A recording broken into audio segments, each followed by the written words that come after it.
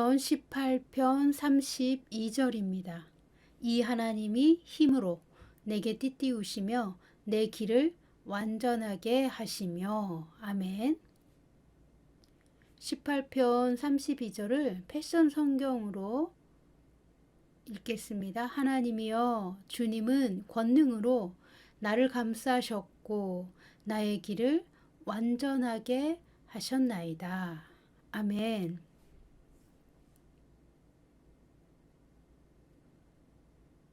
다윗은 하나님이 힘과 능력으로 자신을 감싸셨고 자신의 길을 완전하게 하셨다고 고백합니다.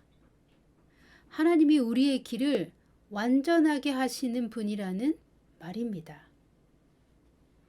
하나님이 우리를 완전하게 하시는 분이라는 내용이 성경에 여러 군데 나옵니다. 창세기 17장 1절입니다.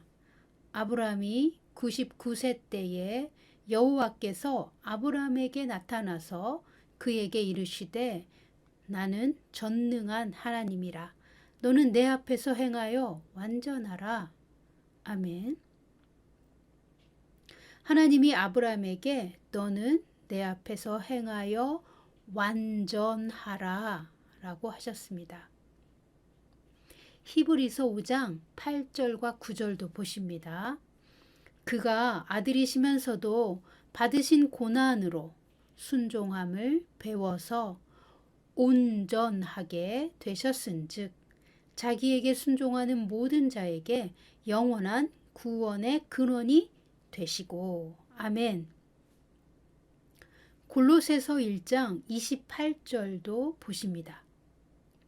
우리가 그를 전파하여 각 사람을 권하고 모든 지혜로 각 사람을 가르침은 각 사람을 그리스도 안에서 완전한 자로 세우려 함이니. 아멘. 에베소서 4장 13절도 보십니다. 우리가 다 하나님의 아들을 믿는 것과 아는 일에 하나가 되어 온전한 사람을 이루어 그리스도의 장성한 분량이 충만한 데까지 이르리니. 아멘. 오늘은 하나님은 나의 길을 완전하게 하신다 라는 주제를 가지고 말씀을 나누려고 합니다. 좀 전에 읽었던 말씀처럼 구약과 신약 모두에 걸쳐 하나님은 우리에게 완전하라 라고 말씀하시고 우리가 완전해지기를 바라신다는 내용이 기록되어 있습니다. 신약에서 온전하게 되다, 온전한 사람을 이루어 라는 표현이 영어 성경으로 보면 perfect, 완전하다, 완벽하다 라는 단어입니다. 온전해지는 것은 완전해지는 것과 같은 의미입니다. 그러면 우리는 어떻게 하나님 앞에서 완전해질 수 있을까요? 우리는 물론 하나님처럼 완벽한 존재는 아닙니다. 창조주 하나님의 사랑받는 피조물로서 하나님처럼 완벽한 신이 결코 아닙니다. 그런데도 주님은 우리에게 너는 내 앞에서 행하여 완전하라. 내가 거룩하니 너희도 거룩할지어다. 온전한 사람을 이루어야 한다 라고 성경을 통해 말씀하시는 겁니까? 주님은 저에게 에베소서를 통해 거듭난 자는 영혼이 성장해야 하고 영혼의 성장을 위해 훈련을 받아야 하지만 훈련을 통과하면 결국엔 장성한 분량에 도달하게 될 것이며 마침내 온전한 사람을 이루는 것이 하나님의 계획이다 라고 가르쳐 주셨습니다. 우리가 온전한 사람을 이룰 수 있도록 그리스도께서 우리를 위해 죽으셨고 우리를 위해 부활하셨습니다. 그리스도께서 우리를 구원하셨고 또 우리에게 은혜의 사역들을 그리스도의 선물로 주셨습니다. 그렇다면 우리는 구체적으로 어떻게 해야 이 장성한 자가 되며 온전한 사람을 이룰 수 있을까요? 주님이 제게 또 말씀하셨습니다. 거듭난 영혼이 그 마음밭을 정결하게 옥토로 기경하면, 즉 내면의 훈련이 완성된 사람들은 이제 하나님의 권능을 받아야 한다. 주님께 권능을 부어달라고 기도해야 한다라고 말씀해 주셨습니다. 우리가 성화와 훈련의 과정을 긴 시간 통과하는 이유는 우리의 영혼이라는 그릇에 하나님의 영광을 담기 위해서입니다. 하나님의 영광 안에는 권능이 있습니다. 하나님의 권능은 예수님을 죽음에서 부활시키셨습니다. 우리의 죽은 영도 부활시키셨습니다. 우리를 거듭나게 하신 것은 하나님의 권능으로 하신 것입니다. 영혼이 거듭났다는 것은 눈에 보이지 않는 영적인 변화입니다. 그러나 육신을 성형하여 변화시킨 것보다 훨씬 더 실제적인 변화를 받은 것입니다. 불가능에서 가능으로 옮겨진 것입니다. 저주에서 축복으로 옮겨진 것입니다. 하나님과 원수되었던 우리의 운명이 하나님의 사랑받는 자녀, 즉 신의 아들로서 왕 같은 신적인 존재가 되었습니다. 우리는 하나님의 자녀가 되었습니다. 이것은 우리의 삶에 축복이 시작되었고 우리 영혼은 이제 기적의 삶에 들어왔다는 의미입니다. 우리가 받은 하나님의 의와 영생의 선물은 초자연적인, 즉 영적인 세계의 것입니다. 눈으로는 볼 수 있는 선물이 아닙니다. 영적인 일을 성령의 도움 없이 어떻게 할 수 있겠습니까? 우리를 구원하시고 부르시고 영화롭게 하신 삼위 하나님은 육체도 아니며 이층천의 어둠의 세력도 아니십니다. 하나님은 영원부터 영원까지 살아계시며 어둠이 조금도 없으시고 거룩하신 완전하신 하나님이십니다. 그래서 하나님은 너는 내 앞에서 행하여 완전하라 라고 아브라함에게 말씀하셨습니다. 베드로전서 1장 15절 16절은 또 이렇게 말하고 있습니다. 오직 너희를 부르신 거룩한 이처럼 너희도 모든 행실에 거룩한 자가 되라. 기록되었을 때 내가 거룩하니 너희도 거룩할지어다 하셨느니라. 아멘. 우리 안에 계신 성령의 능력으로 우리는 이 세상에서 구별되었고 하나님의 거룩한 백성이 되었습니다. 우리는 거룩한 삶을 살 수 있습니다. 하나님 나라에 속한 하나님의 백성은 하나님의 법에 순종하면 마침내 하나님이 주시는 복과 번영 안에서 사는 삶이 예정되어 있습니다. 우리가 하나님께 순종하면 하나님의 신성한 언약 안에서 영원히 삽니다. 그런데 하나님의 번영 안에서 승리하는 삶은 예수님을 닮는 훈련을 통과하여 성숙한 믿음과 성품의 열매를 가져야만 받습니다. 그래서 하나님의 승인이 올 때까지 훈련과 시험이 있는 것입니다. 하나님의 목적은 우리가 모두 다 장성한 분량에 이르기까지 성장하여 온전한 사람이 되는 데 있습니다. 온전한 사람이 되는 것은 말씀과 성령께 순종하는 것을 통하여 이루어집니다. 우리가 온전한 사람이 되면 하나님은 우리와 함께 거하시며 우리를 통해 다른 이들을 축복하는 일을 제한 없이 마음껏 하실 수 있기 때문입니다. 이 땅은 맨 처음 하나님이 아담에게 하나님의 대리자로서 권세를 위임해 주셨기 때문에 아담과 그의 후손이 하나님께 받은 자율의지를 어떻게 사용하느냐에 따라 하나님의 생명과 복으로 다스릴 수도 있었고 사탄의 저주 아래 묶여 죄와 사망의 권세 안에서 노예처럼 살 수도 있었습니다.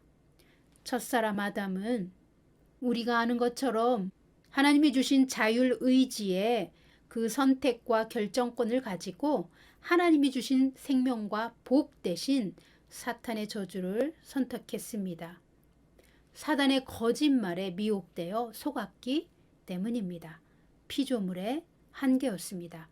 그러나 하나님은 아담을 창조하기 이전부터 이미 대안을 가지고 계셨습니다. 하나님의 사랑하는 피조물인 아담이 만약 불순종하여 넘어지면 하나님이신 성자 예수님이 아담을 대신하여 십자가에서 죽으심으로 말미암아 아담의 불순종으로 인한 죄값을 치르시고 사단의 저주에서 우리를 원천적으로 구원하셔서 다시 새롭게 생명과 복을 누리도록 회복의 길을 예비하신 것입니다. 그래서 믿는 자가 예수님처럼 고난을 통하여 순종을 배워야 합니다. 히브리서 5장 8절은 이렇게 말합니다. 그가 아들이시면서도 받으신 고난으로 순종함을 배워서 온전하게 되셨다 라고 말합니다. 우리도 순종의 훈련을 받아서 온전하게 되는 것입니다. 또한 이 순종의 과정이 바로 고난을 통과하는 것입니다. 사람이 온전해지는 것은 십자가의 대속과 성령의 능력으로 가능합니다. 사람은 말씀과 성령께 순복하여 마음밭이 기경되고 말씀으로 생각이 변화받으면 그 다음은 하나님께서 성령의 권능으로 기름 부으셔서 우리의 영적 차원을 완전히 높은 차원으로 이동시켜 주십니다. 어떻게요? 하나님의 전능하신 강력한 능력으로 됩니다. 오늘 본문 시편 18편은 하나님을 어떻게 소개하고 있습니까? 다윗의 삶에 나타나신 하나님은 어떤 하나님이셨습니까? 18편 2절은 이렇게 말합니다. 여호와는 나의 반석이시요 나의 요새시요 나를 건지시는 이시요 나의 하나님이시요 내가 그 안에 피할 나의 바위시요 나의 방패시요 나의 구원의 뿌리시요 나의 산성이시로다. 아멘. 또 모세는 하나님을 어떻게 고백하고 있습니까? 시편 91편 1절과 2절입니다. 지존자의 은밀한 곳에 거주하며 전능자의 그늘 아래에 사는 자여 나는 여호와를 향하여 말하기를 그는 나의 피난처요 나의 요새요 내가 의뢰하는 하나님이라 하리니. 아멘. 다윗과 모세가 경험한 하나님은 그의 사랑하는 아들들을 초자연적인 힘과 능력으로 보호하시며 성령으로 인도하시고 완전한 구원을 주시는 하나님이신 것을 고백하고 있습니다. 하나님의 초자연적인 삶에 다윗과 모세는 동행하였습니다. 시편 18편 31절과 32절을 이어서 보십니다. 18편 31절입니다. 여호와 외에 누가 하나님이며 우리 하나님 외에 누가 반석이냐. 이 하나님이 힘으로 내게 띠띠우시며 내 길을 완전하게 하시며. 아멘. 오늘의 주제절이죠. 시편 18편 32절을 패션 성경으로 다시 읽겠습니다. 하나님이여 주님은 권능으로 나를 감싸셨고 나의 길을 완전하게 하셨나이다. 아멘. 하나님께서 다윗에게 권능으로 기름 부으시고 감싸시니 다윗의 길이 완전해졌다고 고백합니다. 우리는 하나님이 원하시는 온전한 자가 되기 위해서 먼저 하나님의 뜻에 순종해야 하고 순종하는 법을 배워서 훈련을 다 통과해야 합니다. 뿐만 아니라 주님의 권능을 사모해야 합니다. 왜냐하면 주님의 권능이 우리에게 임하면 우리의 길이 완전해지기 때문입니다. 이 말은 우리는 우리가 가진 자율의지로 우리가 할 수 있는 모든 것으로 순종하여 하나님의 뜻에 따라 살아야 한다는 말입니다. 그리고 순종하는 삶을 살면서 동시에 주님의 권능을 사모해야 한다는 것입니다. 왜 그렇습니까? 주님의 권능이 부어져야만 우리는 사람의 한계를 뛰어넘어 하나님이 원하시는 완전한 존재로 변환되기 때문입니다. 하나님이 권능이 우리에게 임하면 우리는 전혀 새로운 존재로 변환됩니다. 복음을 담대히 선포할 수 있으며 우리가 복음을 선포할 때에 하나님의 초자연적인 역사가 나타나기 때문입니다. 우리는 성령의 기름 부음 없이는 아무것도 성공할 수 없습니다. 성령의 기름 부음 없이는 하나님의 뜻을 온전하게 성취할 수 없습니다. 성령의 권능이 기름 부어지면 우리는 하나님의 능력 안에서 살 수 있습니다. 그러므로 순결한 마음에 성령의 권능이 임하면 하나님이 우리를 위해 계획하신 우리의 길은 완전해집니다. 하나님의 부르심을 성취하는 삶을 살 수 있습니다. 성도의 모든 유업이 풀어지고 하나님이 예비하신 풍성한 생명이 흘러 넘치게 됩니다. 사랑하는 성도 여러분, 하나님이 원하시는 온전한 사람을 이루기 위해 말씀과 성령께 순복하십시오. 말씀과 성령을 따름으로 여러분의 마음밭을 옥토로 기경하십시오. 그리고 하나님의 성령을 사모하십시오. 하나님은 마음이 순결한 이들에게 성령의 권능을 부어주시기 원하십니다. 여러분의 길이 완전해지도록 성령의 권능을 구하십시오. 하나님께서 여러분에게 이 마지막 때의 교회로서 초자연적인 성령의 권능을 부어주시기 원하십니다.